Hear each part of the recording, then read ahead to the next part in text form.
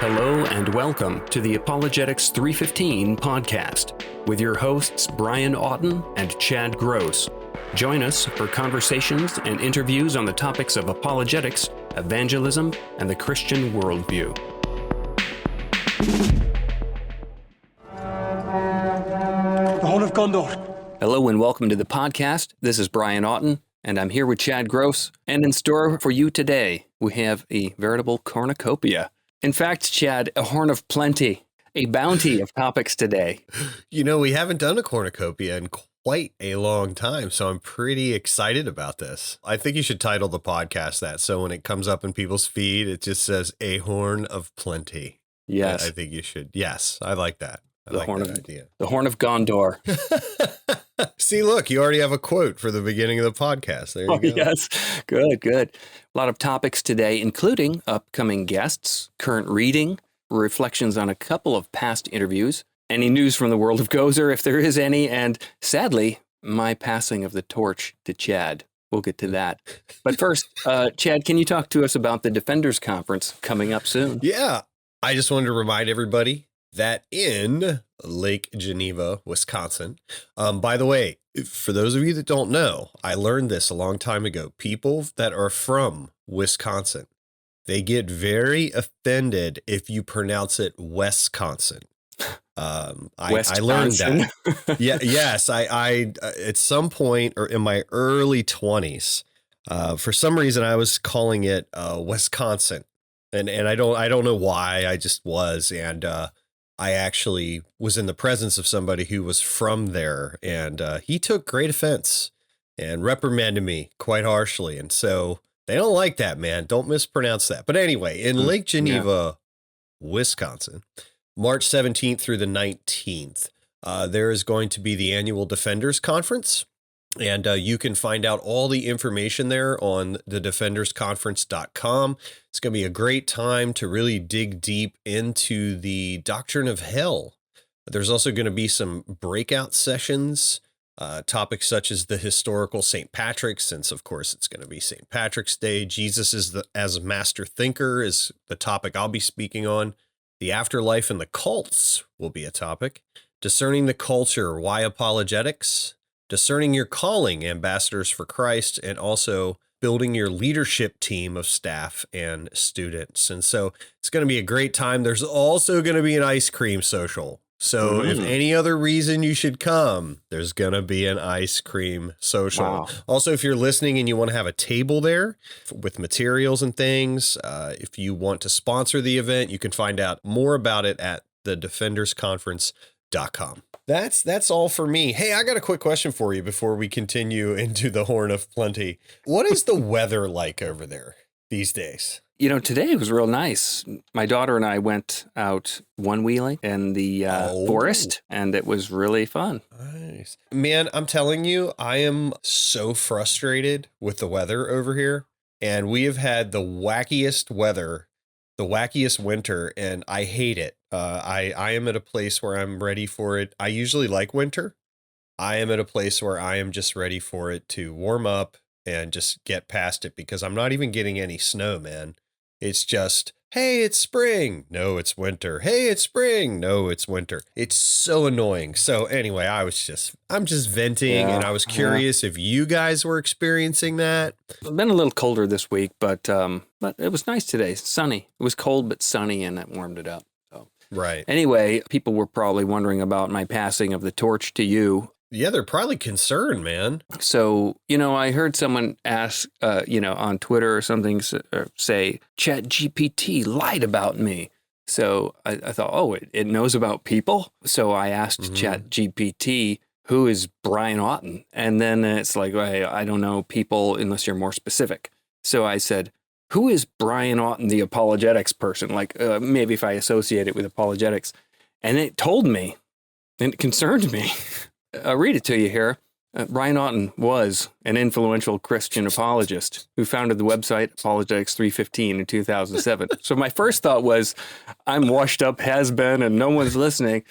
Right. The website was dedicated to providing resources and training for Christians interested in apologetics, which is the practice of defending the Christian faith through reasoned arguments and evidence. Good definition. Through Apologetics 315, Brian Auten hosted interviews with leading Christian apologists, compiled lists of recommended books and resources, and provided a forum for discussion among Christians interested in apologetics. His work helped to popularize and promote the discipline of apologetics within the Christian community, and his legacy continues to influence many Christians today. Wow. Sadly, Brian Auten passed away in 2019 at the age of 45. His contributions to the field of Christian apologetics, however, continue to be remembered and celebrated by those who were inspired by his work. So I guess ChatGPT thinks I'm dead. Wow. And so that's why we're passing on the torch to Chad. Well, thanks, man. This is very I'm getting kind of some Terminator vibes. Does Chat GPT know something that we don't? Wait, did you just say Chad GPT? No. Okay. I said just Chat. I said Chat. Okay. All right. Just make sure. Yeah, I haven't been assimilated. So how's it feel to read about your own? I mean, obviously you've had an impact, which that must be encouraging. Obviously, your first question is, how is Elvis? And have you seen him lately? I mean, that's my first question. Yes. No, it was actually kind of like a little bit depressing. Like I felt my mortality because it was like reading my own obituary for a second there. Like, what if I got hit by a car a couple years ago? Would my life have been? Well, you're inspiring me right now, even though you're dead. I mean, come on. Oh, okay. Well, that being said, let's move on. For our listeners out there, just talking about some of the upcoming guests. Next week, we'll be talking to Justin Brierley from the UK's Unbelievable radio program. You can go to premierchristianradio.com/shows/unbelievable. But we're going to be talking to him about his latest book, Unbelievable, Why After 10 Years of Talking with Atheists, I'm Still a Christian. Justin's been doing that radio program probably for over 15 years now, I'm guessing. He's been doing that program, and it just continues to maintain a really, really high standard, bringing believers and unbelievers alike, skeptics and saints together, so to speak, and having really good conversations about issues of faith, the existence of God, and sometimes some sort of ecumenical disagreements and things like that between believers on controversial topics or doctrinal topics. If you want to hear both sides from notable defenders of each side, it's a great starting place. Like, it's got to be on your top 5 podcasts to listen to, Yeah, I started the book. Obviously, I've listened to Unbelievable for years, and I really am excited about talking with Justin. If you would have asked me for a top 10 list of people to interview, Justin probably would have been on the list for me personally. And I'm enjoying his book quite a bit. One of the things I've kicked around an idea of doing is teaching arguments and evidences for Christianity from like an elementary school perspective. Yeah. How would I teach these arguments like an elementary school teacher? Because one of the things I continually hear from people that I talk to about apologetics is that it's difficult, or the terminology, they stumble over the terminology, or how do I explain this to somebody else, those kind of things. And there are some illustrations in the book that I'm thinking those would be really good to kind of incorporate into explaining some of the arguments. They're very clear. They're very accessible. And so, I'm enjoying the book and looking forward to talking to him. I did want to tell you that whenever I'm thinking of questions I want to ask a guest, I always have the more serious questions, but then there's always kind of some corny ones or some silly ones that pop into my head that I very rarely have asked. But one of the questions that I thought about asking Justin is, all right, so when you have Peter Atkins on, is he actually that grouchy, or is he a little more friendly when he's not debating? Because I just every time he has Peter Atkins on, I just think, why are you having him on? I mean, he seems to think anybody that believes in God is just ridiculous. And, I was listening to his debate the other day with Hugh Ross on Unbelievable. And Hugh Ross would make a statement, and I don't agree with everything Hugh Ross says, of course, and he would make a statement, and Peter Atkins would just say stuff like, no, it's not. No, it is not. It does not. And he just seemed like just annoyed that Hugh would even make the suggestion. And so that's one of the questions I'd always want to ask him is he any friendlier when the camera's not on? Or, so anyway, Yeah, I'm looking forward to interviewing him. It should be fun. Yeah, if you're interested in a previous interview with Justin back from the olden days, just look through the archive and you'll see it in the podcast feed. But after you've been talking with atheists and skeptics every week for 10 years straight, what do you come away with? What have you learned about the existence of God? Why? Hey, you're still a Christian.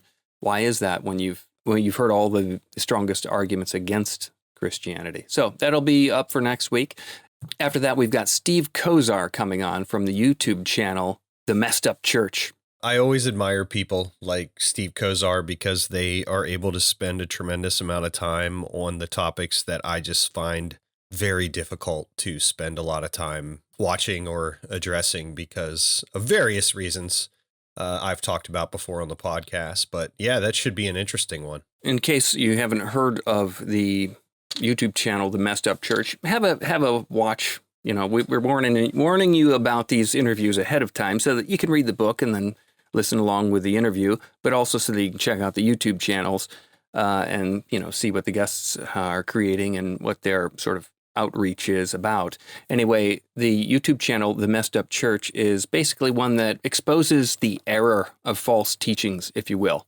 So you'll find, for example, videos on the Word of Faith movement, specific excerpts of what certain false teachers are teaching, things about the prosperity gospel, aspects of the New Apostolic Reformation, NAR, and a lot of the most, I would say, damaging teachings that need to be exposed and called out. And the thing is, often it's in a style that's poking fun and mocking some of the teachings, deservedly so. I don't know, what's your impression when you see, Chad, when you see videos that are like making fun of prosperity preachers or things like that? What's your impression when you see some of these videos? Yeah, I mean, I typically don't have that approach myself as far as the mocking or the kind of making fun of a view, just because that's just not my approach in the sense of I want to try to just address it as whether or not the view is true or false and leave it at that. However, I do think that in a sense of, especially when you're dealing with some of this Word of Faith stuff and some of the New Apostolic Reformation stuff, especially after our interviews with Holly Pivick and Doug Guyvett, that some of it is ridiculous and some of it is just bizarre. And I think that when people like Mr. Kozar point that out and ridicule or make fun of it, it is a way of at least letting the unbelieving community see that Christians see, there are many Christians that see this stuff just as ridiculous and just as worthy of ridicule as they do. And one of my concerns with the New Apostolic Reformation, Word of Faith, and the, people of the ilk of, Kenneth Copeland or somebody like that is that a lot of people view Christianity that way. And so I think if someone can go on Kozar's channel and see that, oh, here's a Christian that thinks it's just as silly as I am, maybe that will help remove some stumbling blocks. Maybe that will help them look into, well, I wonder what that guy believes. If that's not Christianity, what is Christianity? And so I think there's a place for it, but I think ridicule, mocking, joking, I mean, I think of this too in regard to like David Wood and some of the stuff he's done with Islam. I think it should be a tool, but I don't think it should be our only tool. Yeah. Well, I was thinking about this because I thought, well, if a non-believer was making this video, what would I think if I was in that? Because I used to be in like more of a hyper charismatic background Right. where I was seeing a lot of this stuff happen and just didn't question it and was in, basically up in it. And so I think if I saw an unbeliever making this video just to mock, I would have said, well, they're going to persecute Jesus. They're going to persecute me. I should expect this. And the world doesn't understand. But if it were a Christian making the video and saying, you're being silly, this is not in the Bible, and then showing the actual teaching, countering it with scripture and what the Bible really says, and demonstrating how these verses are being taught out of context or things are being brought in external to the Bible, like, Napoleon Hill things or, success principles or sort of new age practices. If those things can be demonstrated to me when I was in that, I'd be like, okay, I need to rethink my views because I'm not thinking about Christianity right. And so that sort of mockery would have shaken me and got my attention. In a good way. Yeah, in a good way. So in that sense, and I got to admit, some of the videos Steve makes are pretty entertaining. And so it's not like you're watching this as a chore. So it's not like you're watching these videos thinking, oh, well, let me invest a half hour or 20 minutes to, learn about what's being taught in these churches. No, it's more like, oh my gosh, your jaw drops and you're like, what is going on? And then throughout you get a laugh or two, but then you're like, okay, yeah, here's what the scripture really says. Here's one thing that came to my mind, Chad. Some people might take offense at the mocking and of these teachers and teachings, saying something like, oh, okay, it might be not be correct teaching, but you need to be nice. And I thought, well, tell that to the Apostle Paul. You look in Galatians 1, verses 8 and 9. Even if we or an angel from heaven should preach a gospel other than the one we preached to you, let them be under God's curse. And then he repeats it. As we've already said, so now I say again, if anybody is preaching to you a gospel other than what you accepted, let them be under God's curse. So Paul didn't have any problem pronouncing curses on someone he said, they're not preaching the gospel. They're preaching something different, a false gospel, another gospel, one that if you embrace this and follow these teachings, they will take you far from Christ. Well, and I think it would be fair too to add on to that Jesus was pretty harsh with religious leaders who were distorting the truth, or adding to the truth, right? He certainly didn't hold back, and he wasn't above saying things such as, have you been with me so long and you still don't understand? Sometimes I think the whole nice Jesus thing is taken to the level of, oh, he was like Mr. Rogers. And that's just not the sense you get when you read the Gospels. Yeah. At any rate, we'll be talking to Steve Kozar about his work and a little about maybe the history behind things like the Word of Faith movement, prosperity gospel, and how these things can morph, where you end up. Now we have the New Apostolic Reformation and things like that. So we'll be looking at some of Steve Kozar's work. And in the meantime, we'll link to some of these things in the show notes so you can check them out. But he's also an absolutely amazing watercolor artist. If you look for hyper-realism in watercolor, and you look at his paintings, it looks like just a photograph. It's absolutely phenomenal. Another interview coming up on the horizon is Paul Gould. He'll be coming on, returning. He was on with us for episode 041, talking about cultural apologetics. So this one, we'll be talking about a newer book of his called A Good and True Story, 11 Clues to Understanding Our Universe and Your Place in It. Have you started that one yet, Chad? Yeah, I have. I'm really enjoying a few things about it. First of all, gosh, I can't believe how long ago it's been, but back when we were talking to our friend Kenneth Samples, and he was talking about how people are beginning to ask the question, not so much is Christianity true, but is Christianity good? In this book, Gould is approaching the question of Christianity from demonstrating that these 11 earmarks or 11 realities that we experience show that Christianity is good, true, and beautiful. And it does make of a very attractive apologetic. So I really appreciate that about it. The second thing I appreciate is there's a lot of evidence in it that he's moved beyond, say, your new atheists, which I was gratified to see. And he's interacting with people like Eric Wielenberg and people like that, who I think are more worthy of a response and more worthy of engagement. And so I'm really appreciating that aspect as well. So that should be a great interview. Well, his book looks at clues that suggest Christianity is not only true, but satisfies our deepest longings. For those readers looking for culturally informed apologetics, this is the book for them. And again, link in the show notes. Go check it out so you can be ready for that interview. It's not a long book. It's about 170 pages, I think, if memory serves correct. I don't have it here in front of me, but it's not a huge time commitment in regard to some of the other books that we've talked about on the podcast. Yeah.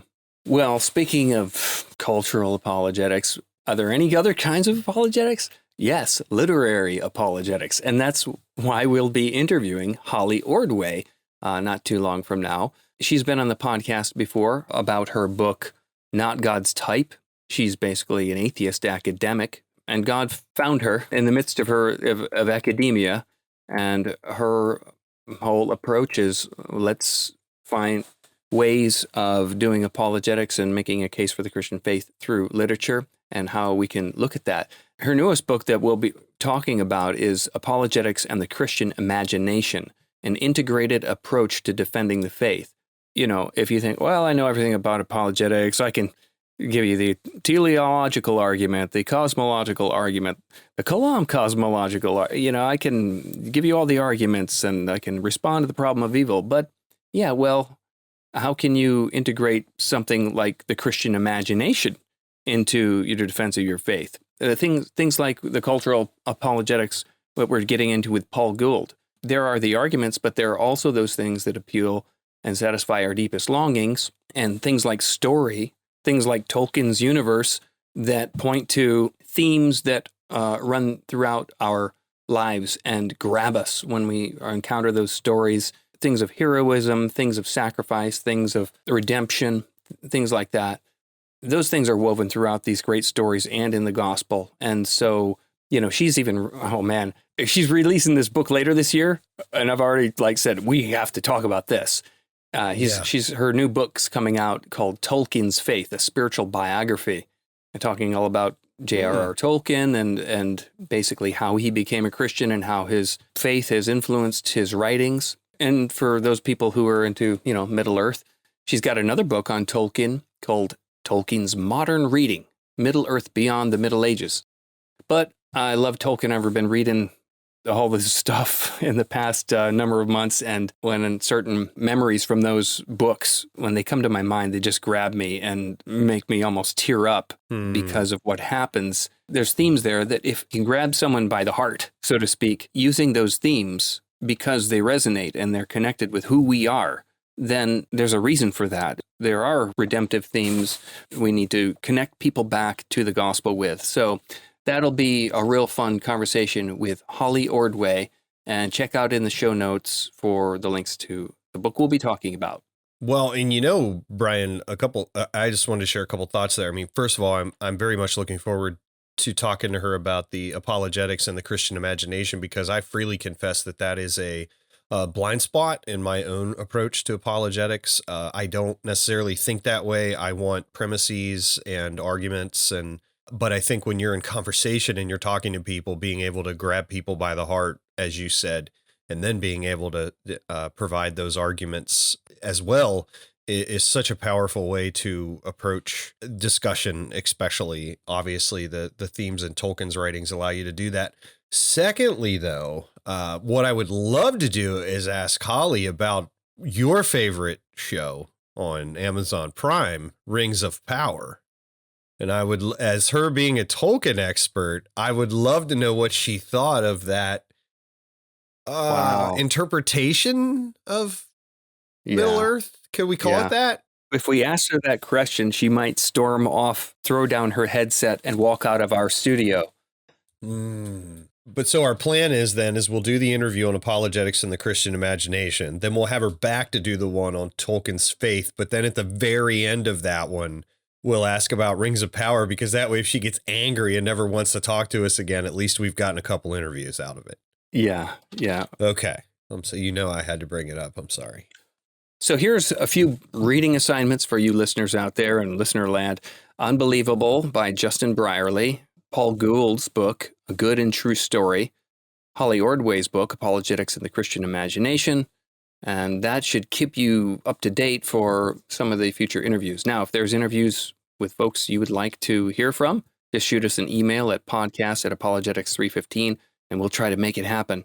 Chad, in a minute or two, I want to talk about a few thoughts about last few interviews. I have 3 that I wanted to chat about.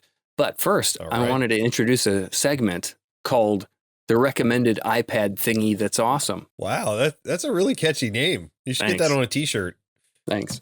If you like having a digital Bible and the convenience of that, but you wish you could write on it and not type on it, you see, I want to go to the paper Bible because I'm like, I want to write notes. I want to turn pages. I want to feel like I'm interacting. But you just can't get past the convenience of like an iPhone Bible. So that's kind of stinks, I found the perfect solution. It's basically a combination of an app and a PDF. So if you have an iPad, the app is called Goodnotes. Now, I've used it for years for keeping notebooks, and it's probably the best note-taking, notebook keeping apps if you have an Apple Pencil. If you go to remarkablebible.com, you can download a free Net Bible, the Net version of the Bible, which I actually really like that version anyway. You download it on PDF, and it's got double spacing and extra wide margins, and it's formatted just right so that you can put it on your iPad, then use either your Remarkable tablet or your tablet you can write on a PDF with, like this Goodnotes app, and you can highlight, underline, write all your notes, you can zoom in, and then it's hyperlinked too, so you can just find scriptures as quickly as you could with a digital Bible. So it's almost like the best of both worlds. This is maybe the way to go. So I'll link to that. The app is Goodnotes for iPad, remarkablebible.com. So, yep, that's the recommended iPad thingy. That's awesome. Man, that's a great name. We should start having that segment every week. You could really go somewhere with that. I mean, the franchise rights alone would make you rich beyond your wildest dreams. All right. Well, a couple thoughts on the last batch of interviews. There was that one day, Chad, we recorded both Hugh Ross and Perry Marshall back to back. Yes. And then we released them week after week. I love that both those interviews together were so enjoyable. Now, they were both great standalone, but for me, I got so much out of, first I go to Hugh Ross, and he's talking all about the design of everything in the physical world, like physics and certain design features of the planet, the moon, the magnetic fields, and the need for comets to restore the water in the atmosphere. And I was like, wow, that was cool. And then we go talk to Perry Marshall about how the cell has information in it, and there's DNA and there's code, and you can't just add noise and create instructions for cells. So those two interviews together for me were just really cool because I just reflected so much the following week or two in re-listening to them, and like, yeah, man, that is just so beautiful, from the cell to the solar system.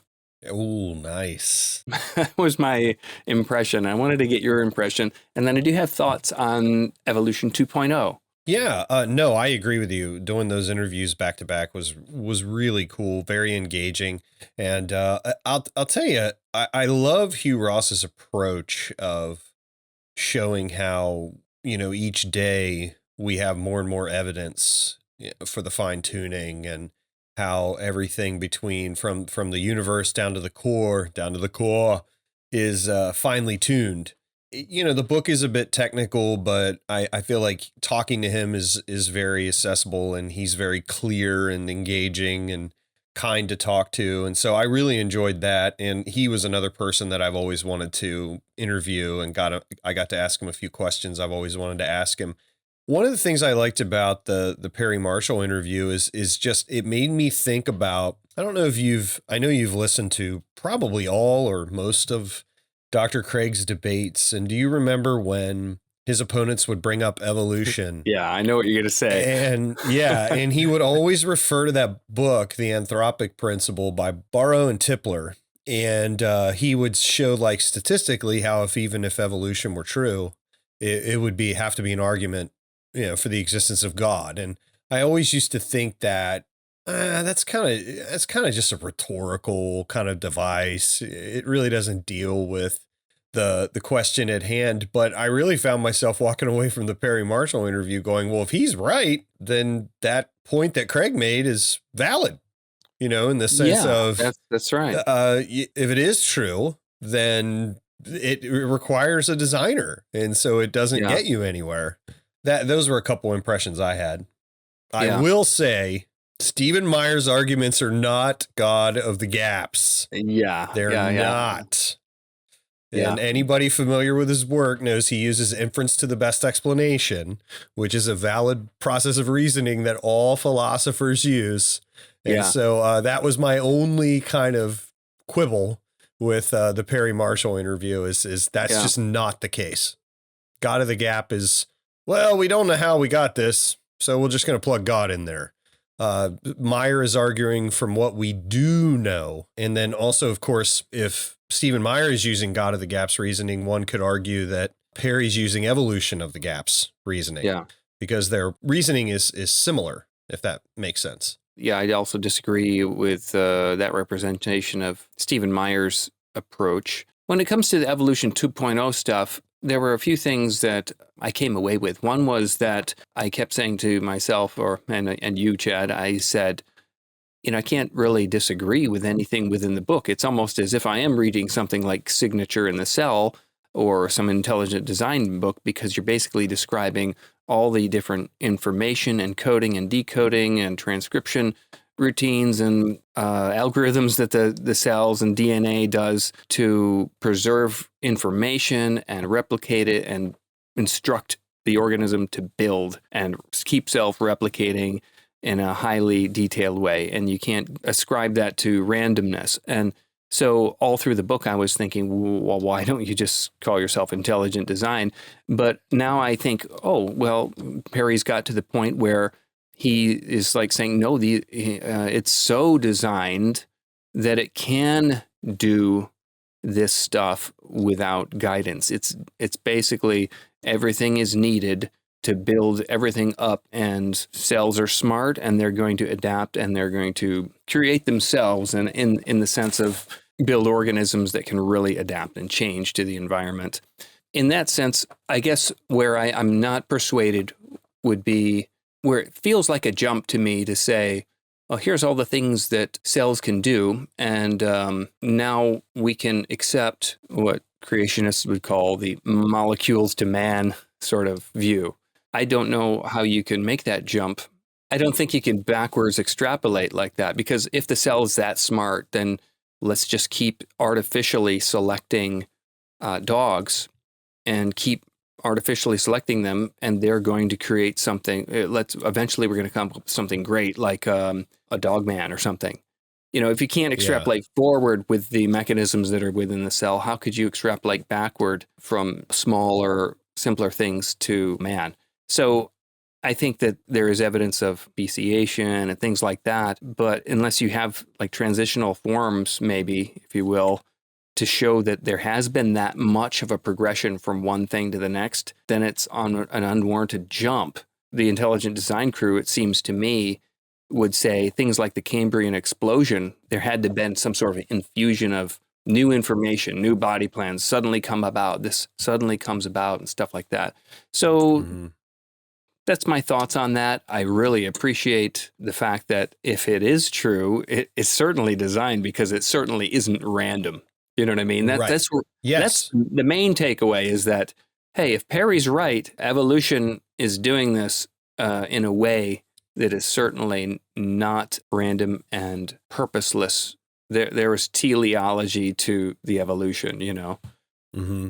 Anyway, I'm really, really thankful that we had the opportunity to speak to people like Hugh Ross and Perry Marshall. They're great guys. They're really trying to do the best work they possibly can. They love God and are seeking hard after him, and I appreciate that about them as well.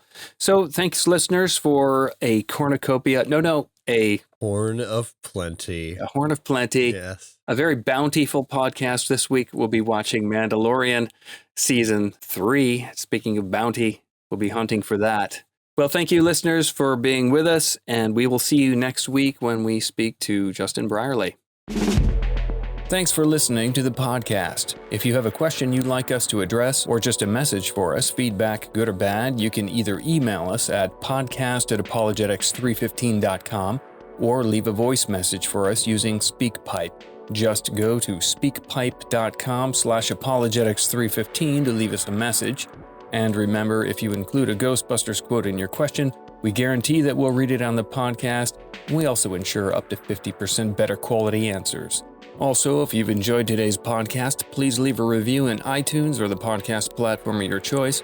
And please share this episode with a friend if you found it useful. Remember, you can find lots of apologetics resources at apologetics315.com, along with show notes for today's episode. Find Chad's apologetic stuff over at Truthbomb Apologetics. That's truthbomb.blogspot.com. This has been Brian Auten and Chad Gross for the Apologetics 315 podcast, and thanks for listening.